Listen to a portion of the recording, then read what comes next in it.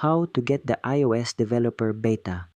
Before starting, keep in mind that the developer beta is for testing and may contain bugs. It's recommended to back up your iPhone first. To access the developer beta, you need to join Apple's developer program. Open Safari and go to developer.apple.com. Sign in with your Apple ID and enroll in the program. Note that there's a $99 annual fee. Once enrolled, log into your developer account and go to Downloads. Find and download the latest iOS developer beta profile. When prompted, go to Settings to install the profile. After installing the profile, go to Settings, tap on General, then select Software Update. You should now see the iOS developer beta available. Tap Download and Install. Once installation is complete, your phone will restart with the new beta version. You can now explore the latest iOS features before the official release. Make sure to report any bugs to Apple to help improve the final version. Thank you for watching.